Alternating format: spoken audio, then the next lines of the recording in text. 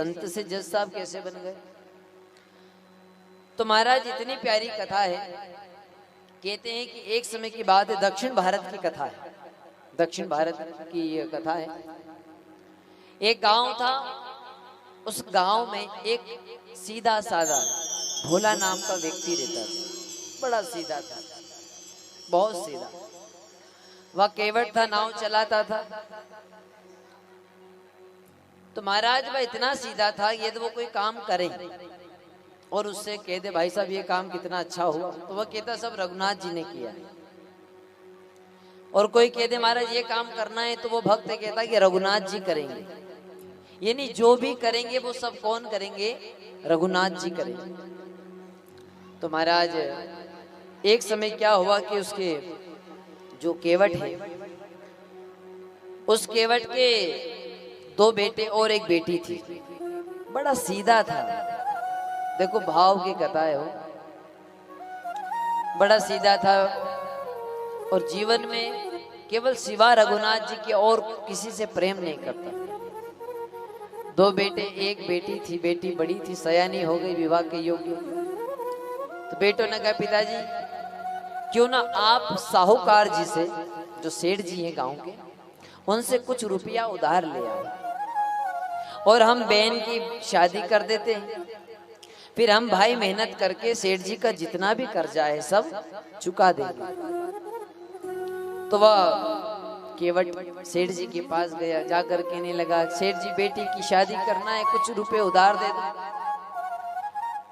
तो सेठ जी ने उसे 200 रुपए दिए। कितने रुपए? 200 रुपए दिए, सारा ब्याज व्याज जोड़ करके बता दिया। केवट 200 रुपए लेकर के आया। भाइयों ने बड़ी धूमधाम से अपनी बहन का विवाह कर दिया। अब विवाह हुआ तो केवट और बड़ा प्रसन्न हुआ और अब तो घर से चल गया। वह विचार करने लगा कि अब बेटी का विवाह हो चुका है तो मुझे अब रघुनाथ जी के मंदिर में ही रहना है। तो केवट गया और जो उनके गांव में रघुनाथ जी का मंदिर था उसी मंदिर में रहने लगा। धीरे धीरे जो बेटे थे उन्होंने पैसे कमाए। एक दिन बेटों ने पैसे आकर दिए, पिताजी आप जाकर के और सेठ जी का कर्जा उतार के आओ।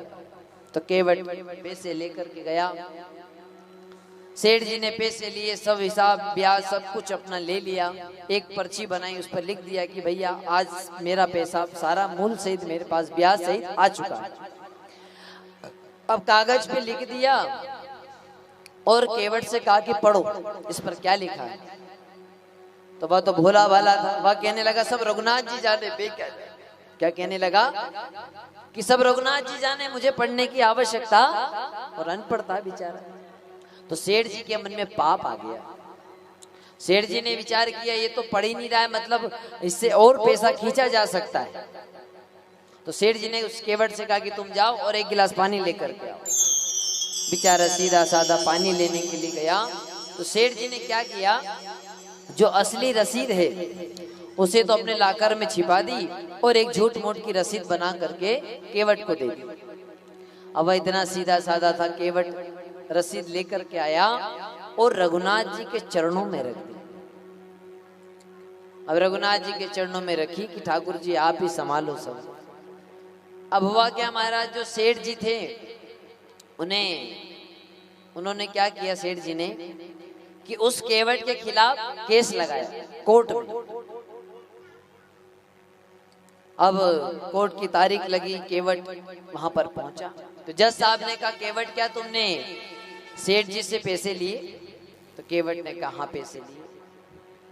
जज साहब ने कहा तुमने पैसे नहीं दिए? तो केवट कहने लगा साहब मैं तो एक रुपया सेठ जी को दे करके आया। तो जज साहब ने कहा कोई सबूत है तुम्हारे पास? तो केवट ने वह रसीद जो सेठ जी ने दी थी नकली बनाकर वह जज साहब को दी। जज साहब ने रसीद हाथ में ली। पर जज साहब कहने लगे केवट इस रसीद के हिसाब से तो ये साबित होता है कि तुमने सेठ का कर्जा नहीं चुकाया। ये रसीद तो ये साबित कर रही है। अब केवट रोने लगा, चिल्लाने लगा मैंने तो सेठ जी को सारे पैसे दे करके आया। जज साहब को दया आ गई। जज साहब ने कहा सुनो कोई बात नहीं, तुम ये बात बताओ कि जब तुमने सेठ जी को पैसे दिए तो कोई वहां पर मौजूद था, कोई सबूत के तौर पे कोई मौजूद था?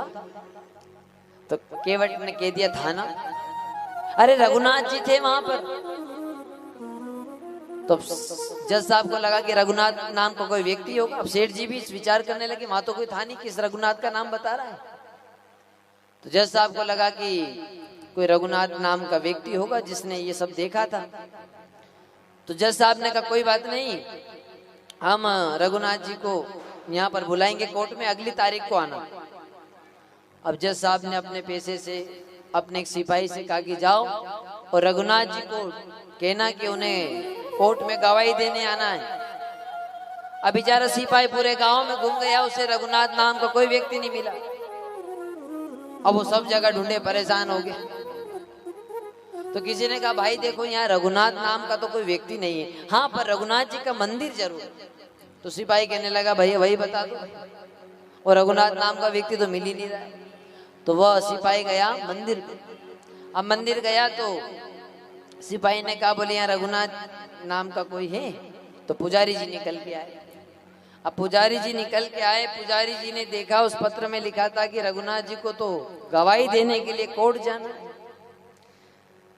अब महाराज पुजारी जी कहने लगे भगवान भाई आज तक आपके लिए वस्त्र आते हैं, फल आते हैं, फूल आते हैं, ये तो मैंने देखा, लेकिन आज कोर्ट में गवाही देने का संबंध आया भी पहली बार। चलो कोई बात नहीं, संबंध आया, आपने बुलाया तो स्वीकार करते। तो पुजारी जी ने रघुनाथ जी की जगह साइन कर दी उस पत्र पे। अब उस सिपाही को ऐसा लगा कि ये जो पुजारी ये रघुनाथ जी हो, उसे तो पता नहीं, उसे लगा कि ये रघुनाथ है, भाई इसने साइन करी। तो अब वह सिपाही चले जाता है। पुजारी जी ने वह पत्र लिया और ठाकुर जी के चरणों में रख दिया। अब केवट आया। पुजारी जी कहने लगे क्यों केवट, तुमने क्या किया? अरे तुमने ये क्यों कहा कि उस समय रघुनाथ जी थे? तो केवट कहने लगा कि जब मैं सेठ जी को पैसे दे रहा था तो सिवा रघुनाथ जी के वहां कोई था ही नहीं, और मेरे रघुनाथ जी तो मेरे साथ ही रहते। इसका अर्थ है कि वो उस समय भी वहीं पर थे जब मैंने पैसे दिए। अब महाराज समय आगे बढ़ा, वह तारीख आ गई जिस दिन जो जज साहब ने तारीख दी थी, वह तारीख आ गई। तो आज पुजारी जी ने सुंदर वस्त्र पहनाए ठाकुर जी को, भोग लगाया। पुजारी जी कहने लगे रघुनाथ जी भाई वस्त्र तो आपके लिए आते रहते हैं, लेकिन ये केवट बड़ा भोला है, इसने आपका नाम ले लिया कोर्ट। और आप कुछ ना करो या ना करो, पर आप मना भी करो तो भी आप कोर्ट तो चले जाना, वरना वो बेचारा जो केवट है वह फंस जाएगा। वो आप बड़ा सीधा साधा आपका भगत है। पुजारी जी ने इससे भगवान से वार्तालाप किया। अब महाराज केवट कोर्ट पहुंचा। जज साहब ने कहा कि आवाज लगाओ रघुनाथ जी कहाँ हैं। अब सारी सभा जो लगी थी पूरी कोर्ट में सब लोग बैठे थे, एक दूसरे का मुंह देखने लगे, वहां तो कोई रघुनाथ था नहीं।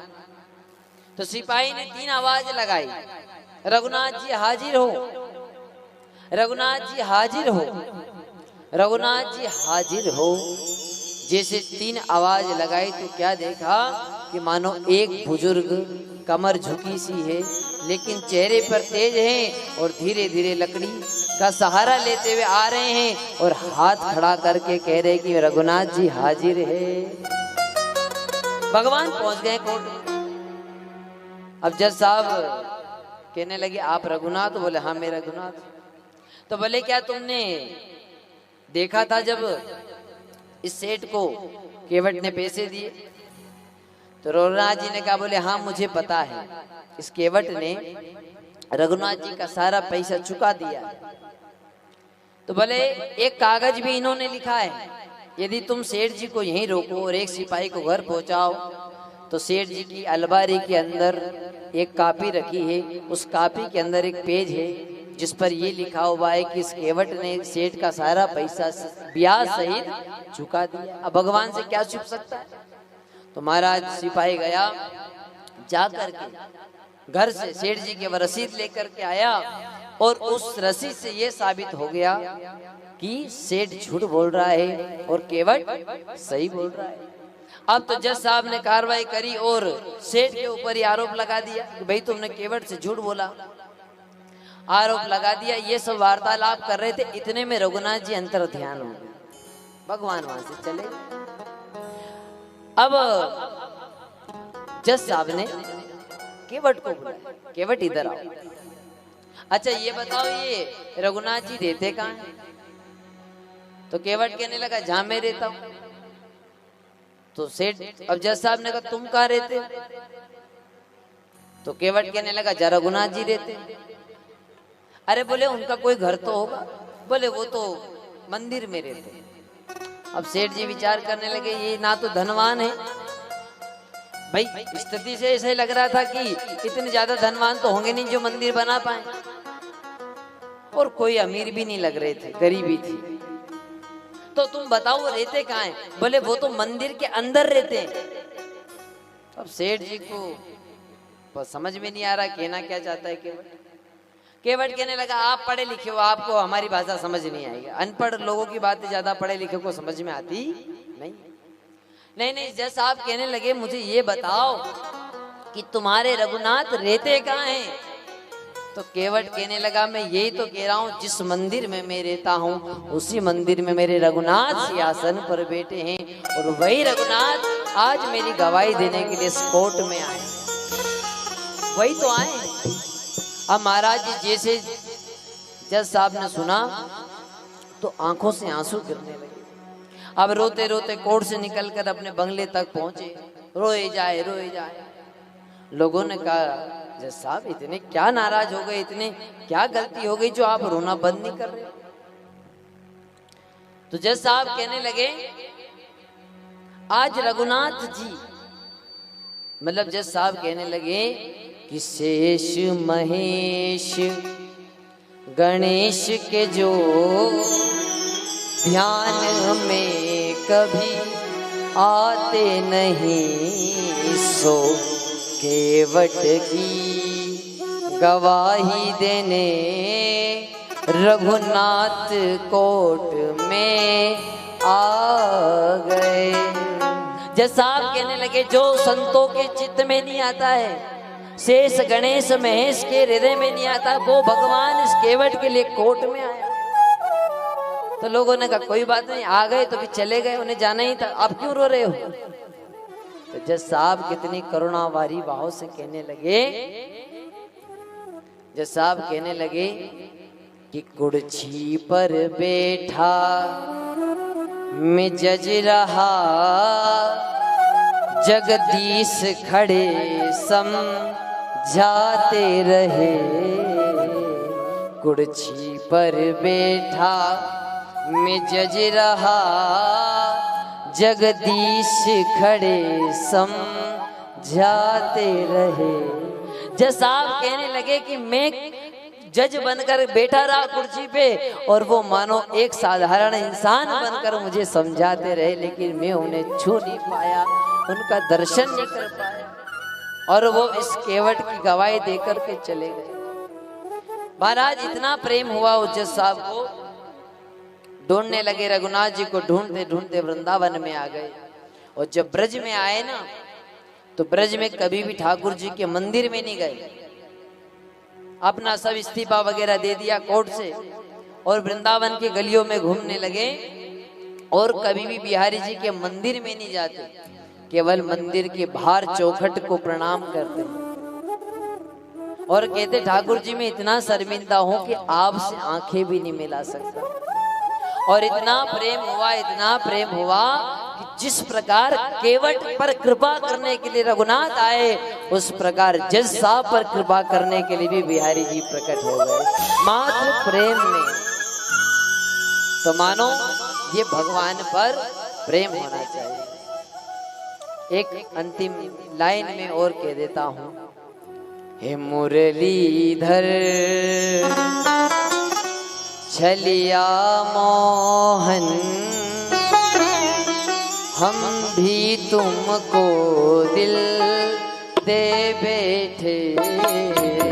मुरलीधर छलिया मोहन, हम भी दिल तुमको दे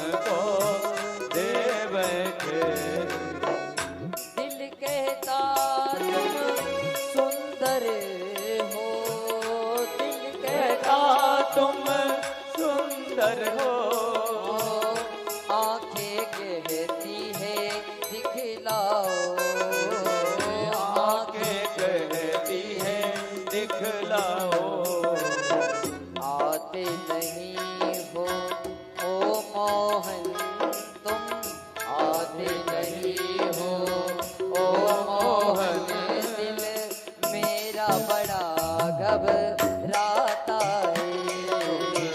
आते नहीं हो ओ मोहन, दिल मेरा बड़ा घबराता है। मुरलीधर छली या मोहन, हम भी तुमको दिल दे बैठे। मुरलीधर चलिया मोहन, हम भी दिल तुमको दे बैठे। मुरलीधर छलिया मोहन, हम भी तुमको दिल दे बैठे। मुरलीधर चलिया मोहन, हम भी दिल तुमको दे बैठे। हम भी तुमको दिल दे बैठे। हम भी दिल तुमको दे बैठे। हम भी तुमको दिल दे बैठे।